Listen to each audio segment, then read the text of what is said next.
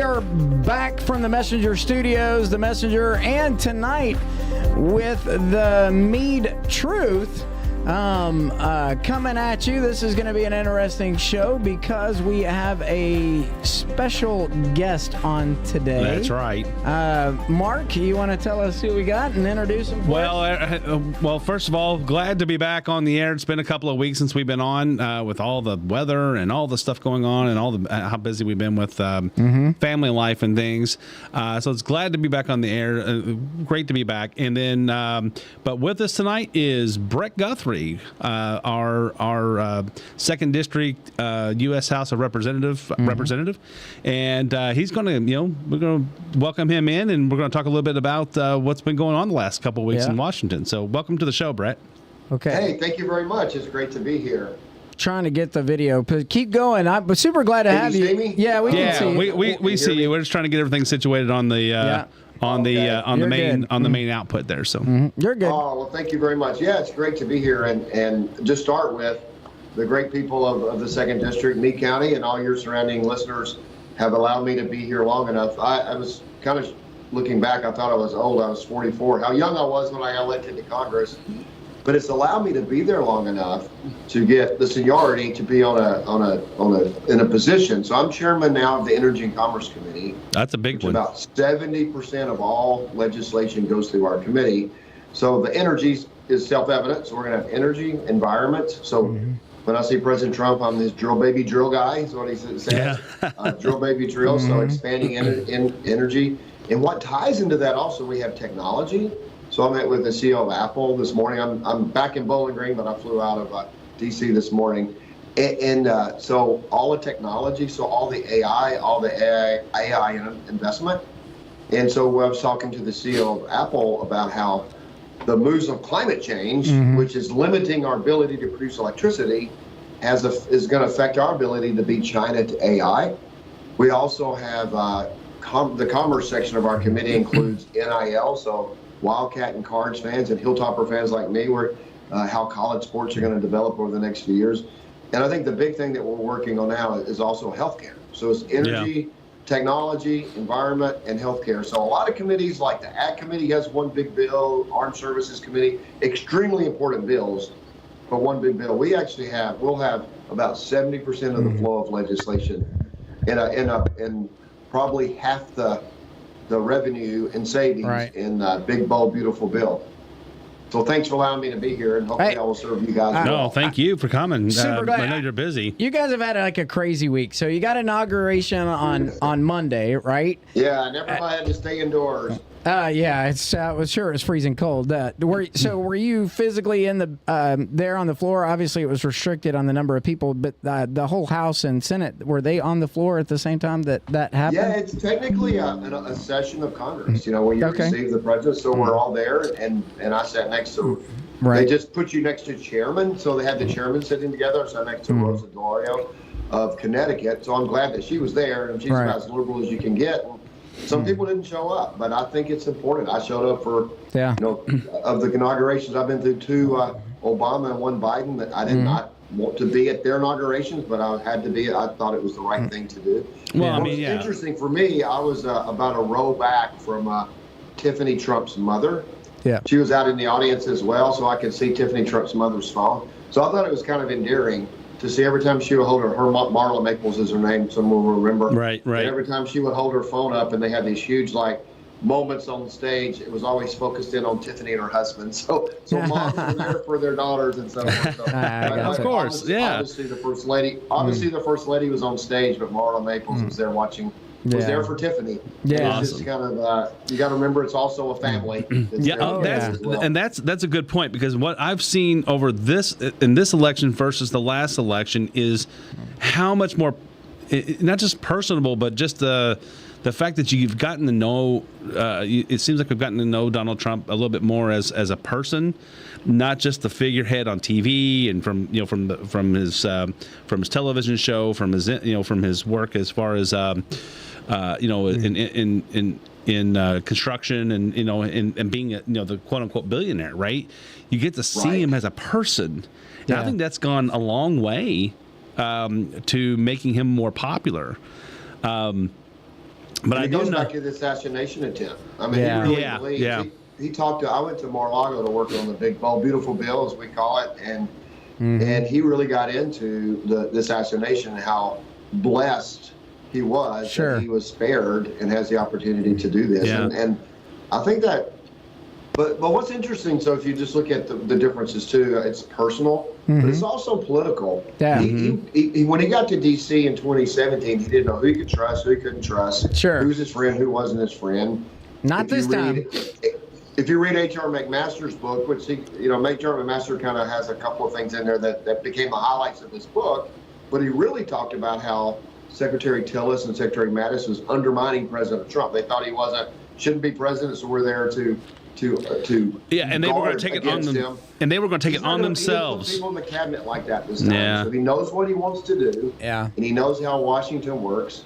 And I think we've seen somebody said it's not the first 100 days this year; it's the first $100. Yeah. And I think you see he's working like he's doing what he was elected to do. And he was really moved. I could tell when I was at Mar-a-Lago that he got the popular vote. So. And he said that you could tell that really mattered to him because It does, not yeah. just that you You can squeaked see out it. an electoral victory, but it was the mandate and winning all 7 battleground states. It seemed to calm him too, because now it doesn't feel like he feels like he has to prove anything along those lines. He feels like he's taken from what I can see watching on TV and such, and all the different interviews and stuff that and that's another thing is we're getting interviews of the president now. So He can talk to the public, right? yeah, and that's an awesome thing. The thing is sometimes he says things that still scare people a little bit, I think. But talking about Canada, talking about AI and things. But you mentioned AI, what the people talk about. People have been talking about the guardrails have been lifted off of AI. And, that scares some people, It's like, Right. What do you mean by the guardrails? I mean, because is it just about being able to, produce the electricity that's necessary, or are there still going to be limitations on, on AI? Or how would, how are we going to protect ourselves if? And I'm not talking about like, Terminator type stuff. I'm talking about, right. Because a lot of people are worried about, is AI going to take jobs and things like that, right? So, and I try to calm people by saying, listen, no matter whatever, if AI is manufacturing something and they're doing it through robotics and making it as cheap as possible, somebody still has to be on the other side of that equation to buy it. Right, so there's That's always right. going to there's always a natural balance in capitalism, and so and I think that's what it is. But it scares people, and Yeah, so if you read The Grapes of Wrath, which is tragic, The Grapes Yeah. of Wrath, and the family was displaced to move to California because of the tractor. So they were Yeah. sharecroppers, and the tractor kind of put them out of business. We're all better off because we have tractors. Yeah. We're Right. all better off, but it does displace people. So we have to factor that in and know that we're better off. So AI is 2 things with AI that you talked about. One is just the policy around AI. Right. You said Terminator. I always use Westworld. That's all the Oh, yeah, Westworld's another good Westworld's one. a good one. So there's a fear that the computer is going to learn themselves and become their own self-fulfilling. There's a more technical term than this, but you can always unplug it. Mm-hmm. And so those concerns, we got to make sure we have those covered. But it's just massive able to compute. For instance, they map the genome. Our bodies. If anybody wants to study our bodies and say there's not a creator, this did not happen by accident. So when the NIH mapped the genome, they started finding certain proteins. They said it takes a graduate student in their dissertation program about 2 years to map a protein. AI can do it in like 30 minutes. Yeah. So you're talking about targeted medicine, finding your cancer, those kinds of things is what we see coming from it. So the question we have to ask, and it's a fair question, and I'm not, if I could sit here and told you I do the full answer, I wouldn't be honest with you, is that how much, so if you have that kind of access to data, Right. Yeah. how do we limit it and how do we protect ourselves Yeah. from people using our data? In Europe, they have all these privacy laws. And if, let's say you're in some database and your name's in a database, you have the right to sue that company. So nobody's doing AI in Europe. And so we need to, but it will be done in China if we don't do it here. Right. So And like Microsoft became the platform for all the computers. Somebody's going to become the platform for all of the AI. And if it's China, they're certainly going to use it for bad situations. And so we have to win that. So one is, how do we control? We need a privacy laws to make sure we control our own data, but not in a way that prevents, you can have medical records. So define the balance, right? So we were talking. So what happens is they'll take like massive amounts of medical records, and and what we have to make sure is that they can't be identified. Yeah. Right. But they'll say this person has sniffles, whatever it's called, and put all that into an AI system, and it spits out the exact diagnosis within incredible accuracy. That's the kind of stuff that you can do with it. Calculating how do we get fission and fusion to stop. That's. I don't want to choose not to grow like Europe and therefore make our energy policy where we go backwards. But if there's some next great invention that's going to make energy cheaper and cleaner, that's what we want. We don't want the government to force the solar panels and those kind of things. So that's what AI can do. But you have to have the energy to drive it. So it's funny you talk about this today, because I was at the Kentucky Press Association convention in Lexington today, and AI was one of the topics, and there are so many opposed to AI in journalism, yet the top 5 writers in the nation, recent Pulitzer Prize winner, and the Nobel Peace Prize, they all used AI to help drive the content of their story. It didn't write it, but they used AI to cut down on their research time or to put facts together. You can check conciseness and all that other stuff. But to your point, using it in medical theory and all that other stuff, is there an ethic that goes with it? Yes, I think to your point too, if we give the responsibility of ethic or ethical control of the products to China. And the other interesting conversation we had today is that they're using AI and the AI bots on newspapers and websites to go back and find photos that were used and trying to charge these small companies fees for copyright infringement for photos that are available publicly online, and they commented about how you say you got it from an online source, but who loaded it may not have been the original author, and so these bots and this AI technology can supposedly find that from 15 years ago. Exactly, and you remember the writer's strike in California? A lot of it was over AI work. The problem you now have kids writing their term papers just going to, I need a term paper on War and Peace, and so write it. Yeah, and that gets to the point that if you're a writer, you're a creator. Sure. I understand that if you're you do automated work. My family has a factory, so automated work. You can automate if you're just automate, but being able to repair that robot makes you earn about 4 times what you would have earned if you were just running that machine. That's what we have to get our students to, is to that level. Yeah. But if you're a creator, you're a creative person, and a computer using chat can replace you, then you're not very creative. So I always said that AI could probably be used to write a Hallmark Christmas movie. Yeah. Where you say, I want the boy from the city, the girl from the city who goes to the small town where she's from, meets the old boyfriend, and they decide to spend Christmas. Whatever. That's the Hallmark. But it's not going to write The Grapes of Wrath or Tolstoy or those Absolutely. kind of things. Well, I mean, it can now because it's because it knows the story. But humans, I have this discussion quite a bit too. It's like humans have the creativity that we talk about. The creativity that we have is because we saw something as humans and said, I see something different out of that, right? I can do something different with that. And it's not something I need. It's something I want to do or want to. That's where the creativity comes in. It's like, to chisel a human form out of rock or granite or whatever, right? To be able to do that. The question is would AI, would an artificial intelligence ever want to do that if it wasn't told to do that? Right, and it can copy Michelangelo, but it can't create it. Right, that's right. It just can't create it.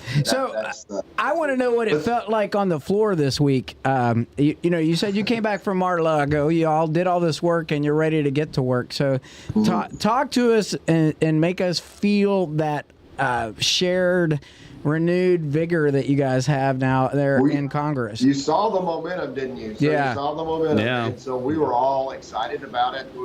But we have the reality that we only have Well, if President Trump keeps picking some and wonderful colleagues, Michael Waltz, Lee Stefanik, he picked one other. Just I can't believe this escapes my mind. We lost two from Florida, so Rubio left. So Yeah. Michael Waltz and Matt Gaetz. Matt Gaetz left, resigned. So if he keeps picking them, we're not going to have a majority. So we got some really good members we got to keep. So we're down until the special election for Matt Gaetz and for Michael Waltz till April to one vote. We will be 217 to 215. Okay. Right. And so hopefully go back to 220. And so it's a sober reality. We got people from suburban New York City that are, now in the day they would be called conservatives, but today you would call them a moderate Republican. Yeah. And then you've got, the Freedom Caucus and so my job, because I've got to reform some of our healthcare programs to save them, is to find out what the balance is. I spend a lot of time with both ends of the spectrum to try to say, all right, what can you vote for? What are you mandating? What can you vote for? Right. So the reality setting in to get President Trump's big, bold, beautiful bill is going to be difficult. President Trump's going to have to completely weigh in and tell members of Congress that this is the plot. He's got to call the play, which he's done. This is the way we're going to do it, which he's trying to decide between two bills or one. And then once he makes the call, we all have to execute, not let down the American people. And so I'm all in. I'm right in the middle of it, and I wouldn't be there without the people of 2nd District allowing me to be there. And but it's exciting. It is absolutely exciting to know that bills we pass out of the House will go to the Senate and at least get a hearing in the Senate. Right. I know they still have that 60 vote threshold on some things. Yeah. And then can be signed by the president. So there's a process called the Congressional Review Act that we can undo rules that were passed in the last 90 days. And so we're listing all the rules that we can undo with the regulatory state or the swamp. And so they'll get signed by the president. So we're not just in an exercise of making a message. We're not going to send the bill over just to a message. This is what our position is. We're sending it over to get it accomplished for the American people. And that is so exciting. Yeah. I think it's a little. I'm glad to see that there's at least a couple of Democratic senators that are at least listening to people right now. I know that it's still a long way away from getting to the 60, but at least it seems like there's it's like what one or two that are that are actually. I was glad to see Marco Rubio get confirmed 99-0. Right, that was. But everybody kind of, it shows that that not all of his appointees are going to be, are going to struggle. But I think they're going to. Are they going to vote on Pete Hegseth tonight? Is that what the That's thought what is? they're counting. So the way the Senate works, if they can't get a complete agreement and get the 60 vote agreement, they have to debate for 30 hours. Right. So what they do, I don't know if they're actually on the floor debating, but they leave the floor open for 30 hours. And on the 30th hour of that, they come back and can vote. So I think they're waiting for the 30 hours to click on him. And as soon as that stops, they're going to start the 30 hours on Governor Noem out of South Dakota is for Homeland Security. And I'm a big believer. I wouldn't say I would vote for. I'm not a senator, so I don't have that option. But I'm not sure I would have voted for everybody that Joe Biden put forth. But I do believe that just to be a roadblock for president gets elected, they deserve to have their cabinet. Yeah. There's people I wouldn't have voted for in his cabinet. I can tell you that. But just to be a roadblock, knowing it's going to pass anyway, is not helpful. Was it Senator Booker? I think they just went out and read a poem from their staff or something like that. Did you see that? I didn't see that, but that's. Oh yeah, that's one of the. Yeah, they just went out and read a poem. It's hard to talk for 30 hours on Kristi Noem. She's a wonderful person, and so what they do is just they just occupy the floor. Ted Cruz did. Remember one year he read the Dr. Seuss book. He just occupied. I do remember. Yeah, that. You don't have to be saying anything. You just have to be saying something, and that's what some of them do. Yeah, But having said that, Ted Cruz is actually the Energy and Commerce Committee in the House has 3 committees equivalent in the Senate. So that's kind of the scale of what you guys are allowing me to do. Wow. And it's Shelley Moore Capito with energy. Yep. It is Bill from Cassidy with healthcare. But Ted Cruz and we've already met. We met and going over some things we're going to work on, particularly reform. And we're really excited about. So I remember him running for president. I was just kind of a junior member of Congress. Now we're sitting around negotiating the Bills were going to do. So Right. I walked him on. Jamie Comer and I kind of walked him Mar-a-Lago together. And I can tell you, two country boys from the South have never. I've toured places like that when you go to a Vanderbilt home. I've never been to someone's home like that, and we still pinch ourselves. And whenever I lose that, I can't believe I'm doing this. It's time for me to not do it anymore. Yeah. So I still have that. I can't believe I'm doing it. So I appreciate it. I mean, even President Trump, he talked about the awe of walking back into the office and things, and they I saw this on Fox News and they were talking those I can't remember who it was on Fox News that was talking about it, but they were saying that it's kind of endearing to see a president. Humbled by the seat that he's sitting in, right? To say, that even as no matter, I mean, they were talking about, there's only been 45 people that sat in that seat, right? Yeah. 47 presidents, but two of them served two separate terms, right? Yeah, two non-consecutive. The doubles, right? Right. But I mean, there's only 45 men in that club. And it's like somebody asked him. There were 10 of us. It was the chairman at Mar-a-Lago, and they asked him about some of those kind of things. And it was off the record meeting. So, but I don't think he would mind me saying that what moved me, because he's people love him because he's the big bravado. I'm here to change America. He's kind of the voice of like hardworking America, right? People love that. Yeah. Whatever. But he really got into exactly what you said, and in the tone that people don't really see of him is that when he first got. The night of the first inaugural, after all the balls were over with, he and Melania went to the residence and they walked into the Lincoln bedroom. And so I just stood there. Because, sometimes he'll say things like, I'm the greatest president ever, maybe Lincoln. Maybe Lincoln, he'll say that publicly. But he just said, I just stood there and looked in this room. I said, we're here where Abraham Lincoln was. And a lot of people don't see that side of him, and he doesn't always show it, probably purposely. But I think people would like to see it, and it's real. It is absolutely real. There was no reason for him he was not. He's a showman. He is, right? He is. There was no reason for him to be a showman to us. It was coming from a heart. I feel like you've seen more of that in this election cycle than the previous two. I believe the assassination attempt has changed him and humbled him. I mean, in a way. I mean, I feel like that's always been him, but now it's kind of amplified. It's just showing, and because he still says things that are because he tries to be a funny guy, right? He's always got the joke on his. He's absolutely funny. Yeah. Oh yeah. And but he's always in that mode. It seems like always. And so like let's take for instance that he I guess he was meeting with you guys, if I remember right, and talking about, this is my last election, and then he joked, well, unless you all do something about it. Well, then what, today or yesterday, somebody put a resolution in to try to change the amendment, right? Exactly. And it's like, it almost seems like, I mean, that was, I fully believe that President Trump was kidding, was joking, right? I was there. Matter of fact, what he said was, "This is my last term. Y'all do something about it." And then he said, which didn't make the news, of course. He says, "Wow, that was a joke, but I know that's going to be the headline now." Sure. Yeah. A friend of mine, Andy Ogles from he represents Nashville, just south of Nashville, put in an amendment that if you can serve 2 consecutive terms. So somebody said today that Andy Ogles put in an amendment that wouldn't apply to Obama, wouldn't apply to whatever, and it would apply to anybody. It would apply to Grover Cleveland if it was in place. Of course, we didn't get this amendment in the 1940s or 50s after Roosevelt.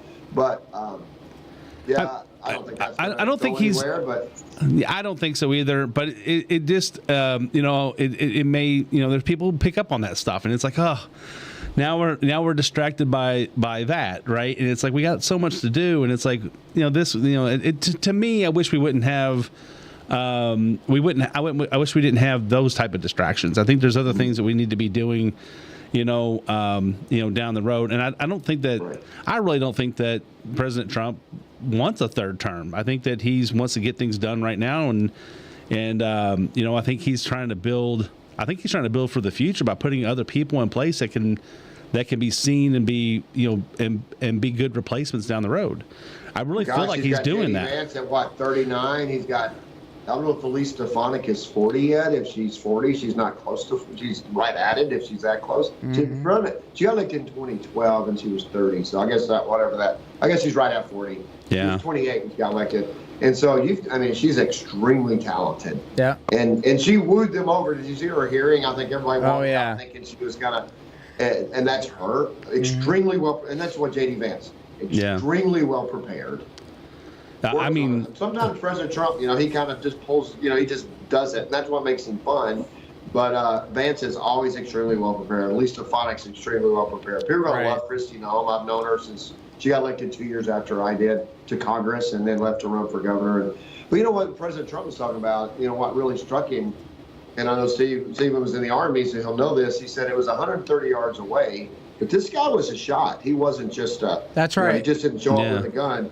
And so President Trump goes, and my son, Don Jr., who's a hunter, and President Trump did say this, everybody loves their children, right? Yeah. Probably could be the best shot in America. That's what he said about Don Jr. Yeah. He said, probably the best shot in America. He said, but he goes, Dad, you got to understand that's a 1 foot putt for somebody who knows how to shoot. Yeah. So if you had not turned your head at the exact, because I always look straight because I look people in the eye, but he looked, remember he was showing a graph. He goes, and he goes, there's no odds. He said this, there's no odds. It's almost a quote. That my head would have turned at that time, it was God. That's right. Yeah, he is talked about a casino, so he knows odds, right? Yeah. On a casino, so he knows odds. And it's like, but he's been completely humbled, I believe, and it's been a great thing. Because we get to see the real, the dad, the grandpa, and that's well, the dad, he told this. I didn't know this, and like I said, all this stuff, I don't think you would mind me saying that Barron was at Mar-a-Lago playing tennis when that happened, and the first word he got is his dad had been shot in the head and killed. Oh so my gosh! When Barron was on the tennis court, he ran back into the house thinking his father was dead. You can just imagine that? Man. It's just unfathomable. Yeah. I remember we didn't see it live, and I remember how I felt. And and it's just like, I think my wife, Kathy saw it on Facebook and said, unless you all do something about it. Sorry, hold on. I did that thing. Go ahead. Keep going. Sorry about that. So Kathy said that she said she's just looking on Facebook and saw something from one of her cousins says President Trump's just been shot, and we're like flipping over.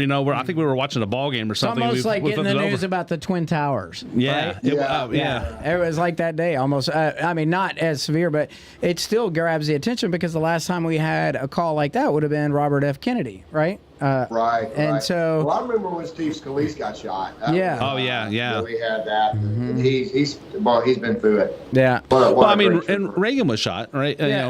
I remember when Reagan got shot, but I was in high school. That's how old I am when he was shot. So yeah. I remember right where I was when I heard the president been shot.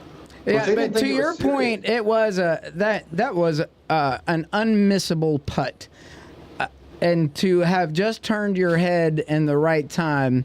To have gotten shot in the ear. It's tragic, though, the amount of rounds that got shot off, and then those folks that were in the audience that actually. He did talk about the fire chief that got shot. He did talk about him and how he thinks about it. I thought it was very appropriate that they carried the fire department that did in the parade that they did indoors, and that they honored him.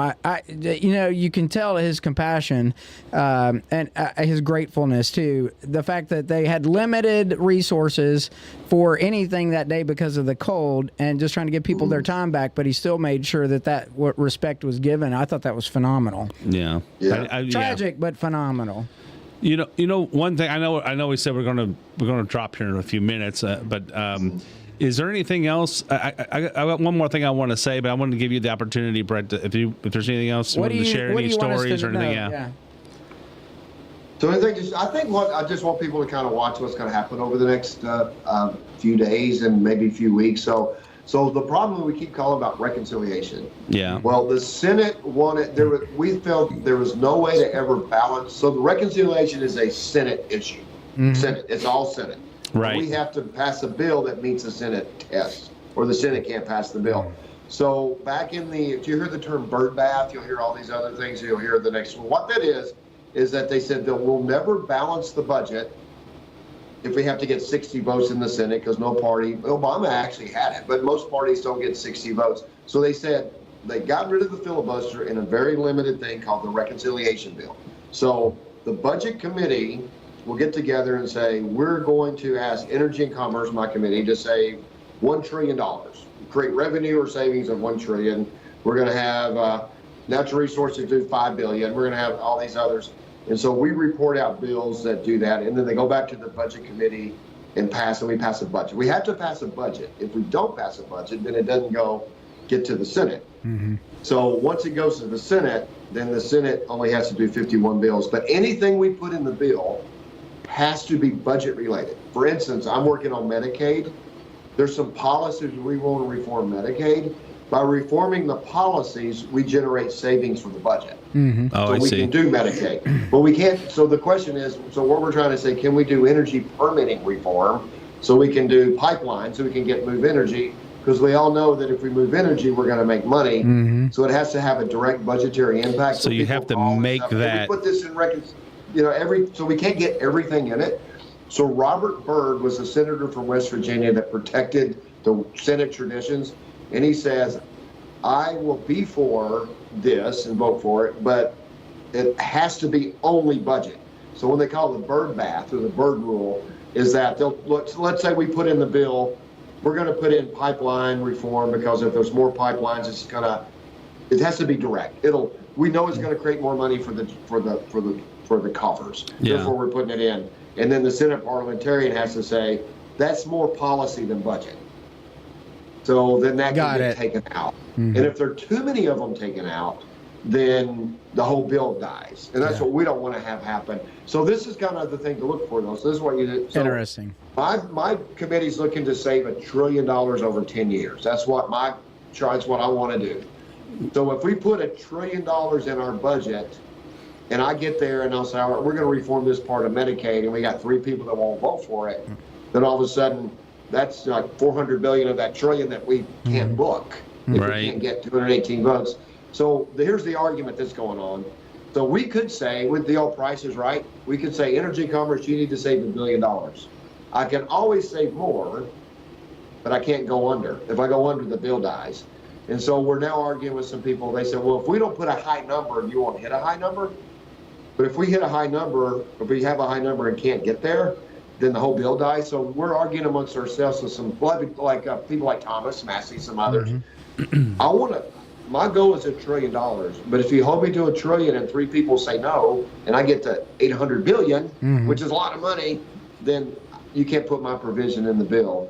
So those are the kind of things we're going to be with President Trump in Florida again. I'm not me. The whole conference is going to the Trump Doral, or however you say it, and going to meet Monday, Tuesday with President Trump to kind of work through this. And so hopefully in the next couple of weeks, this will start taking shape.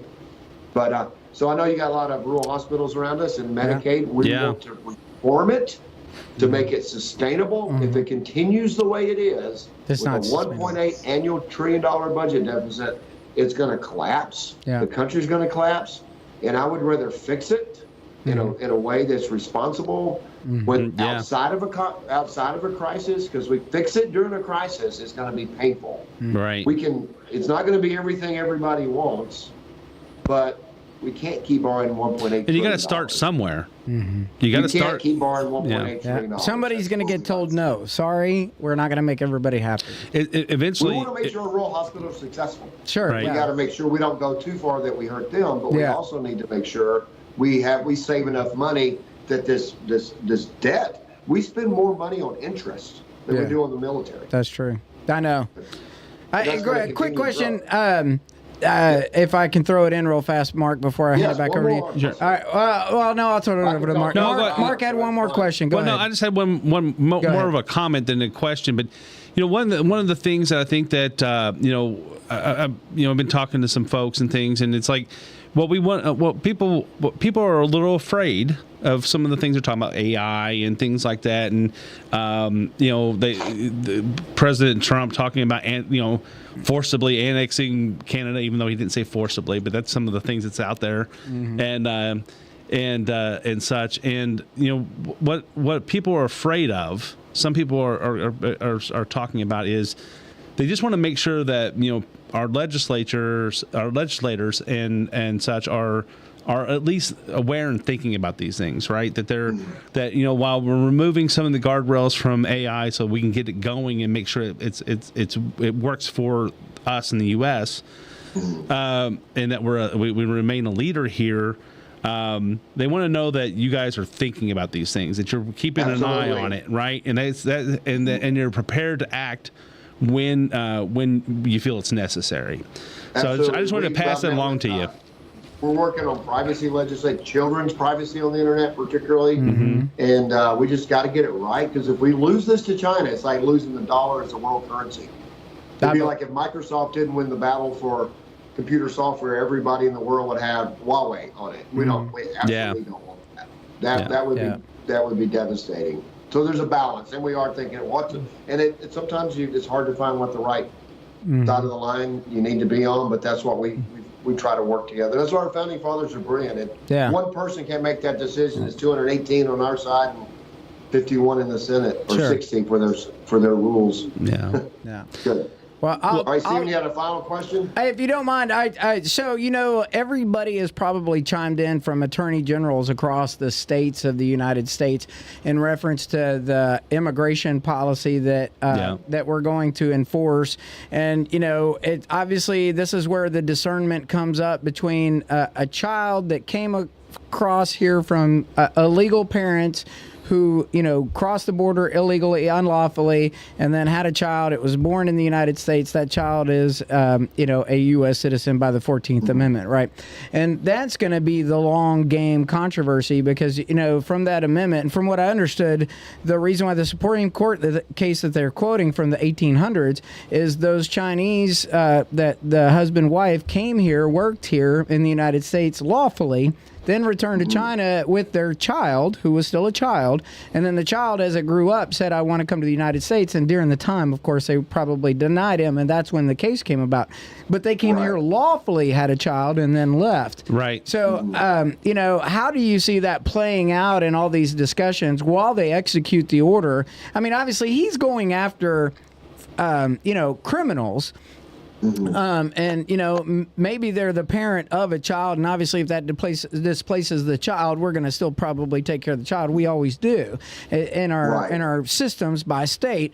But you've got somebody here that's a child molester or a murderer or a multi-felon, right? Part of probably the cartel or whatever that's helping smuggle whatever. That's who they're going after right now. Isn't that the intent? And they're going after the people. You have to have right now, the rule is essentially, I don't know if I haven't seen the rule, but what they are doing is people with a criminal act beyond illegally, it's a criminal act across the border illegally. Sure. Right. But a criminal act besides being here without a legal status. That's what they're going after. And, I mean, you would think 99.99% of Americans would be for sending back people that are criminal. I mean, we didn't. The Lake and Riley Act, that was the first bill that the president's going to sign. Right. Yeah. Was named after the young lady in Georgia that was killed jogging by a known criminal. And Democrats voted against it. I mean, a lot of Democrats voted, a lot. Not all. We got some bipartisan votes, but voted it. Alexandria Ocasio-Cortez spoke against it. She's now on my committee. I saw her. She joined my committee. Yeah, you were telling. Rashida Tlaib spoke against it. And so. But it would clear out a lot of prisons that taxpayers are spending money on.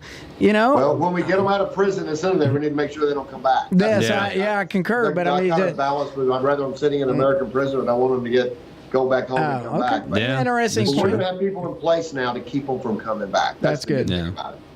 Well, thanks a lot, guys. Thank you. Thank you, Brett. What you guys do. Brett. I'll see you all soon. Yes, sir. Yeah, thank you. Appreciate all you're doing. Absolutely. Keep up the good work. Thank you. All right. Bye-bye. Bye. Mark, I think that was very informational. Yeah, I mean, we could have probably gone on and on because I wanted to talk. You got into immigration. I was like, well, heck, we could probably do another episode just on immigration, and we'll get Brett on again. Yeah, that seems to be the hot button right now, though, too, because because we really didn't get into the birthright citizenship. No, EO that he signed. Dude, 30 minutes and 200 issues to talk about. Just the number. There's 200 actions that we're talking. But I think that we hit some good points. I think getting a sense of the feeling. First, I want to comment. Thank you, Brett, for reminding us that you're still grounded in your roots and that you appreciated the opportunity to go to Mar-a-Lago, but you were pinching yourself with Congressman Coombs, right? And then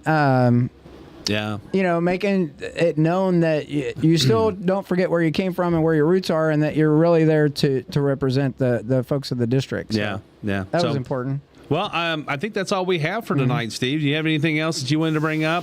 I do want to say that thank you all. We will be doing our reorganization. It's going to be February 22nd at the Meade County Fairgrounds. It's we're going to do registration at 9 a.m. and we're going to rebuild the party. We'll reorganize the party. We do it every 4 years. So I appreciate Steve, what you're doing, and thanks for putting this on and allowing us to come on. Well, thanks for renting the studio. Hey, everybody, thanks for tuning in, and thanks for tuning in to the Messenger Studios, a byproduct of Meade Media Group, LLC. Happy to support all those that are out there trying to do their part to support the community. So, Mark, thanks again, brother. We appreciate you, buddy.